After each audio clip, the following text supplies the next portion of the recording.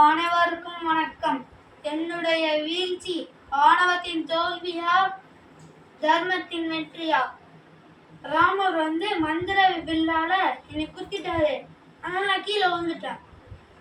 கீழே விழுந்தோன்னே லட்சுமணர் என்கிட்ட அவனுக்கு சில வாழ்க்கை முறைகளை சொல்ல சொன்னாரு. நான் செத்தாலும் ராஜாதான். ஃபர்ஸ்ட் லட்சுமணன் என் தலையிட்ட நின்னப்போ நான் எதுவுமே சொல்லலை.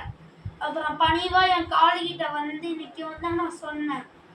ஃபர்ஸ்ட் ஏதாவது நல்ல விஷயம் இருந்துச்சுன்னா அதை தான் ஃபர்ஸ்ட் பண்ணணும்.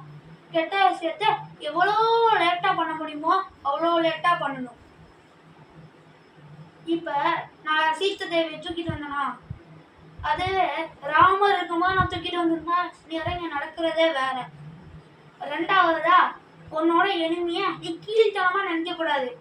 நான் பிரம்மர்கிட்ட வர வாங்கும் போது மனிதர் இல்லாதே குரங்கு, ரெண்டு பேரை தவிரதான் வேற யாருமே என்னால அழிக்க கூடாதுன்னு நான் கேட்டேன். ஏன்னா என்னை அழிக்கிற சக்தி மனிதர்கிட்ட இல்லைல்ல, அதனால. மூணாவதா, உன்னோட ரகசியத்தை யாருக்கிட்டுமே நீ சொல்லக்கூடாது. நான் என்னோட ரகசியத்தை என் தம்பிகிட்ட சொல்லவும் தான் என்னோட நிலைமை. உங்க எல்லாத்துக்கும் இந்த மூணு தெரியும். எனக்கு இன்னொரு முகம் பாருங்க.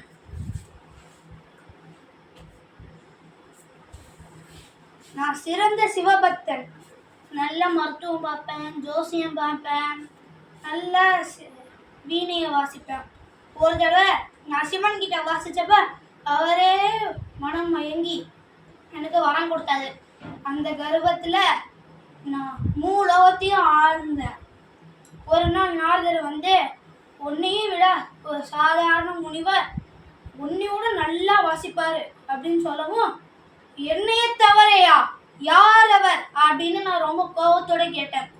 அதுக்கு அது வேற யாரும் இல்லை, அது அகஸ்தியர்னு சொல்லவும், அகஸ்தியரா, அது என் பெரியப்பா ஆயிடுச்சே, சரி அப்படின்ட்டு நான் போயிருந்தேன். ரெண்டு பேர்த்துக்கும் போட்டி நடந்தது. ஃபர்ஸ்ட் நான் என்னோட கர்ப்பத்தால வாசிச்சப்போ இந்த உலகமே மெய் மறந்து நின்றுச்சு. அதுவே அந்த பெரியப்பா சிவனை நல்லா கும்பிட்டுட்டு வாசிச்சதுல இந்த உலகமும் மயங்கி மலையே உருகிருச்சு. அதனால என் கர்ப்பத்தால நான் தோத்து போயிட்டேன். அதனால நீங்க யாருமே கர்ப்பத்தோட இருக்காதீங்க, வேற யார் சொல்றதுமே கேட்காதீங்க. நன்றி, வணக்கம்.